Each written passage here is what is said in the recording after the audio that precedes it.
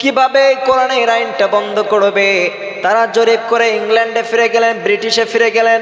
ব্রিটিশে যাওয়ার পরে এই 12 জন তথ্য দিলেন, যদি তোমরা কোরআনের আইন বন্ধ করতে চাও, ভারতবর্ষে যতগুলো হাফেজে কোরআন আছে প্রত্যেকটা হাফেজে কোরআনকে হত্যা করতে হবে। নাউজুবিল্লাহ পড়েন, আরো জোরে পড়েন। আর লাইব্রেরিতে যতগুলো কোরআন আছে সব কোরআনকে পুড়িয়ে ফেলতে হবে, তবেই না কোরআনের আইন বন্ধ করা যাবে। নাউজুবিল্লাহ পড়েন। কিন্তু এক জায়গায় যদি কোরআনের আইন বন্ধ করে ফেলে, হাজার জায়গায় এই কোরআনের বাতিটা একজন জ্বালাবেন, তিনি কে? একজন হাফেজে কোরআনকে দুনিয়ার মধ্যে থেকে ধ্বংস করবেন, 10 জন হাফেজে কোরআন তৈরি করবে কে? একটা কোরআন পৃথিবীর জমিন থেকে মুছে ফেলবেন, হাজারো কোরআন এই পৃথিবীর মানুষরা আবার তারা তৈরি করে ফেলবে, ঠিক কিনা? এজন্য করে হাফেজে কোরআনকে আপনি হত্যা করেন না কেন, আপনি কোরআন যতই পড়িয়ে ফেলেন না কেন, একটা কোরআন পড়াবেন, হাজার কোরআন তৈরি হয়ে যাবে। একটা হাফেজে কোরআনকে হত্যা করবেন, হাজার হাজার হাফেজে কোরআন তৈরি করে দিবে কে? এই ভারতবর্ষে হাফেজে কোরআনের সংখ্যা অসংখ্য, ঠিক কিনা? আবার বাংলাদেশে লক্ষ লক্ষ হাফেজে কোরআন আছে, গোটা ওয়ার্ল্ডের মধ্যে লক্ষ লক্ষ কোটি কোটি হাফেজে কোরআন রব্বুল আলামিন তৈরি করে দিয়েছে। একটা হাফেজে কোরআন দুনিয়া থেকে বিদায় হয়ে গেলে ও হাজার হাজার হাফেজে কোরআন বাঁচিয়ে রাখবে একজন, তিনি কে? যারা এই কোরআনের সাথে লেগে থাকবে তাদের সম্মান বেশি না কম? সাইয়েদনা আবু বকর রাদিয়াল্লাহু আনহু কোরআনের সাথে সম্পর্ক রেখেছেন, তার সম্মান দুনিয়ায় বেশি না কম? কথা বলেন না কেন? আখিরাতেও সম্মান বেশি না কম? আবার সাইয়েদনা ওমর ফারুক জাহান্নামের নরকিট ছিলেন, কিন্তু যখন কোরআনের সংস্পর্শে এসেছে রব্বুল আলামিন তাদেরকে পরশপাথর হিসাবে পরিণত করে দিয়েছে, ঠিক কিনা? এজন্য করে যারাই কোরআনের সংস্পর্শে এসেছে, যারাই কোরআনের আইনটাকে মেনে নিয়েছে, রব্বুল আলামিন দুনিয়ায় তাদের সম্মান দিয়েছেন, আখিরাতেও সম্মান দান করবেন একজন, তিনি কে? এজন্য আমাদের কোরআনের সাথে লেগে থাকার দরকার আছে না নাই? সামান্যতম একটা উদাহরণ দিলে আপনারা বোঝা যাবে। আপনার ঘরের মধ্যে যে কোরআনটা আছে, একটা যখন কোরআনের রিয়াল তৈরি করা হয়, হাজার হাজার টাকা দামের কাঠ যখন আমরা পাড়া দেই, লক্ষ লক্ষ টাকা দিয়ে আমরা খাট পালঙ্গ তৈরি করি, কিন্তু খাটের গায়ে যখন পা লাগে আমরা সালাম করি নাকি? কথা বলেন। এই যে খাটের গায়ে, লক্ষ টাকা দামের খাটের গায়ে পা লাগে, আমরা কি একদিনও সালাম করছি নাকি? কথা বলেন। কিন্তু সামান্য একটা কাঠ দিয়ে যখন রেল তৈরি করা হয়, এই রেলটা যখন মাটির মধ্যে পড়ে থাকে, রেলের গায়ে যখন পা লাগে, সঙ্গে সঙ্গে রেলটা নিয়ে আমরা বুকের মধ্যে রাখে চুম্বন করি, ঠিক কিনা? কথা বলেন। আবার অনেক টাকা দামের গজ আছে, হাজার হাজার টাকা দামের গজের কাপড় আছে, এই কাপড় দিয়ে আমরা সুন্দর করে আমরা কাপড় তৈরি করি, কিন্তু মাটির মধ্যে পড়ে থাকলে, জমিনের মধ্যে পড়ে থাকলে একদিন আমরা সালাম করি না, কখনোই চুম্বন করি না। কিন্তু সামান্য একটু নরমাল কাপড় দিয়ে যখন কোরআনের গিলাফ বানানো হয়, কোরআনের কাবার বানানো হয়, এই কাবারটা জমিনের মধ্যে পড়ে থাকতে দেখলে, এই কোরআনের কভারটা যদি কোথাও পড়ে থাকে অথবা পা লেগে যায়, সঙ্গে সঙ্গে কোরআনের কভারটাকে তুলে আমরা চুম্বন করি, বুকের মধ্যে রাখি, ঠিক কিনা? কথা বলেন। একটা কাপড়ের দাম যদি কোরআনের সাথে লেগে থাকার কারণে বেড়ে যায়, একটা সামান্য কাঠের কোরআনের সাথে লেগে থাকার কারণে তারা যদি সম্মান বেড়ে যায়, কোনো মানুষের সিনার মধ্যে যদি কোরআন থাকে, ওই মানুষের সম্মান বাড়িয়ে দেন একজন, তিনি কে?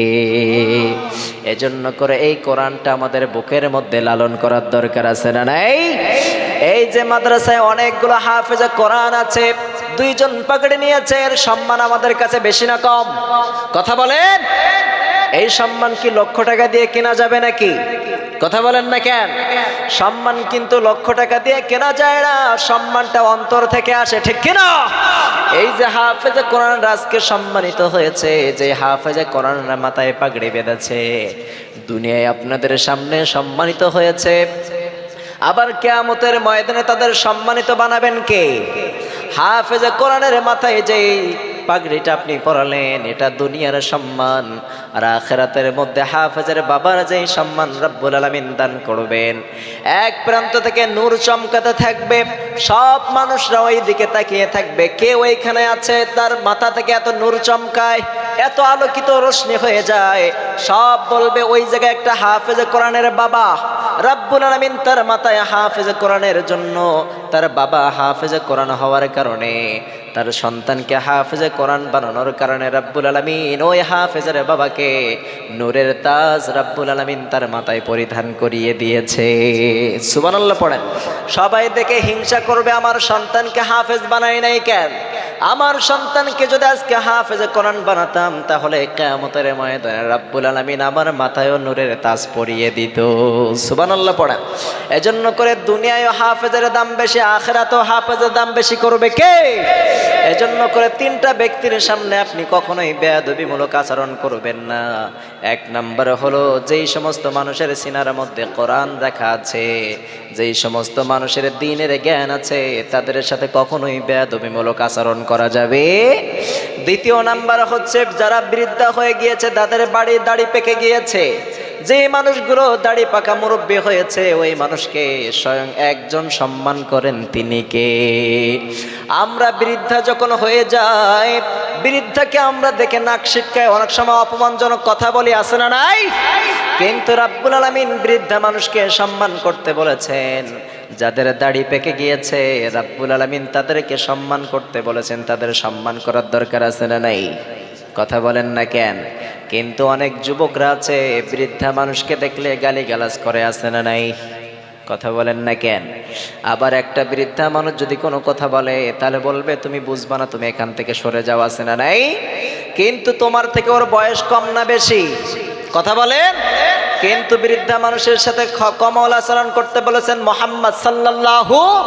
এজন্য কোন বৃদ্ধার সাথে যাদের দাড়ি পেকে গিয়েছে তাদেরকে সম্মান দিয়ে কথা বলবেন।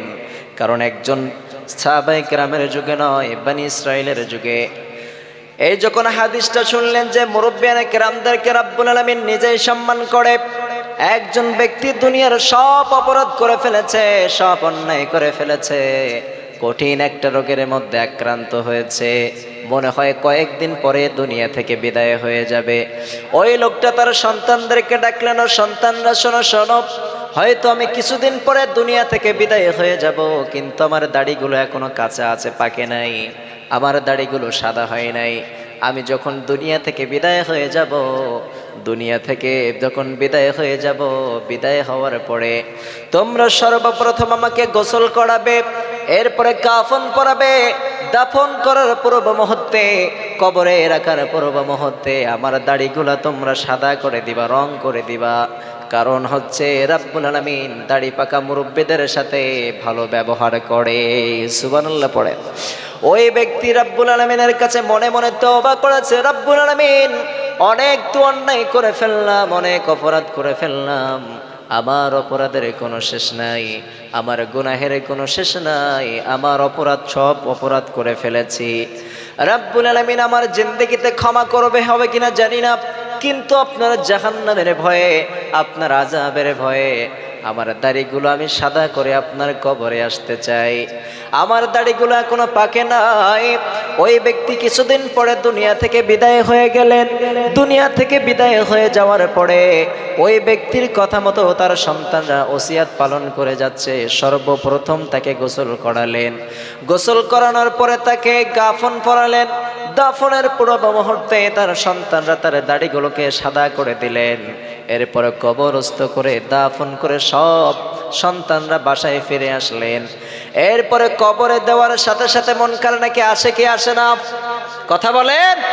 প্রশ্নের সওয়াল জবাব আমাদের সকলকে দিতে হবে কি হবে না? কথা বলেন না কেন? আমাদের মনে হয় দিতে হবে না। কথা বলেন। মুনকার নাকির প্রশ্নের জবাব সকলকে দিতে হবে না? কথা বলেন। আর কথা বলেন না কেন? যারা মনে হয় কথা বলেন এদেরকে দেয়া লাগবে না। কথা বলেন। সবাইকে দেয়া লাগবে কি লাগবে না? মুনকার নাকির জবাব অবশ্যই দেয়া লাগবে, এতে কোনো সন্দেহ আছে? কথা বলেন না কেন? মুনকার নাকির জবাব সকলকে দিতে হবে। সকলকে এই তিনটা প্রশ্নের সম্মুখীন অবশ্যই হতে হবে। সাইয়েদনা জিব্রাইল পর্যন্ত এই মুনকার নাকির প্রশ্নের সওয়াল জবাব দিতে হবে, সবাইকে দিতে হবে, এতে কোনো সন্দেহ? সবাইকে মুনকার নাকির প্রশ্নের জবাব দিতে হবে। এরপরে যখন ওই ব্যক্তিকে কবরে রাখা হলো, কবরস্থ করা হলো। ওই ব্যক্তি তো কবরের মধ্যে আতঙ্কের মধ্যে আছে, ভয়ে ভয়ে আছে। যখন দাফন করে সকলে চলে গিয়েছে, মুনকার নাকি কবরে আসার জন্য প্রস্তুতি গ্রহণ করেছে। মুনকার নাকি কবরের মধ্যে চলে এসেছে। এরপরে যখন কবরের কাছাকাছি চলে এসেছে, প্রশ্ন করার সময় রাব্বুল আলামিন বললেন, ও মুনকার নাকি, ওই ব্যক্তিটা দেখো আমার ভয়ে, আমার জাহান্নামের ভয়ে এমন ভাবে তওবা করেছে তার গুনাহের জন্য, আমার জাহান্নামের ভয়ে তার দাড়িগুলো সাদা করে এসেছে। কেমন করে ওই ব্যক্তির কাছে প্রশ্ন করি? আমি রাব্বুল আলামিন আমার দয়া এবং রহমত দিয়া ওই ব্যক্তির সব গুনাহগুলো মাফ করে দিয়েছি। সুবহানাল্লাহ পড়েন। ওই ব্যক্তির প্রশ্নের সওয়াল জবাব আমি আর রাব্বুল আলামিন নিজেই তোমাকে দিয়ে দেব, কিন্তু ওকে প্রশ্ন করা যাবে একটাই কারণে, শুধুমাত্র আমার জাহান্নামের ভয় করেছে। তার জীবনের সব অপরাধগুলো আমার সামনে স্বীকার করেছে। আমরাও যদি অপরাধ করি, আমার অপরাধের জন্য ক্ষমা চাইব কার কাছে? কথা বলেন না কেন? আমার জীবনে যত অপরাধ করি না কেন, যত অন্যায় করি না কেন, একজনের কাছে ক্ষমা চাইব, তিনি কে? ক্ষমা চাইলে মাফ করে কে? আরো জোরে বলেন। ক্ষমা চাইলে ক্ষমা করে দেয়, তিনি হলেন রব, ঠিক কিনা? তার মতো দয়াশীল এই পৃথিবীতে কেউ নাই। মা এবং বাবার থেকে সন্তানের জন্য দয়াশীল আর কেউ হতে পারে নাকি? কথা বলেন। রাব্বুল আলামিন বললেন, এই পৃথিবীর সব মায়ের ভালোবাসা, সব বাবার ভালোবাসা যদি একত্রিত করে এক জায়গায় রেখে দেওয়া হয়, আমি রাব্বুল আলামিনের ভালোবাসা সব মা এবং বাবার থেকে হাজার হাজার কোটি গুণ বেশি। সুবহানাল্লাহ পড়েন।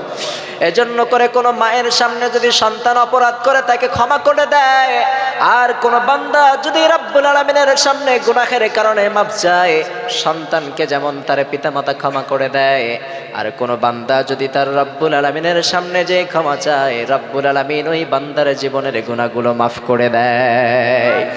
এজন্য করে আমি যত অপরাধ করি না কেন, আমার অপরাধ যদি পাহাড় সম পরিমাণ হয়ে যায়, আমার অন্যায় যদি আসমান সম পরিমাণ হয়ে যায়, তবুও রাব্বুল আলামিনের রহমত আমার গুনাহের থেকে বেশি না কম?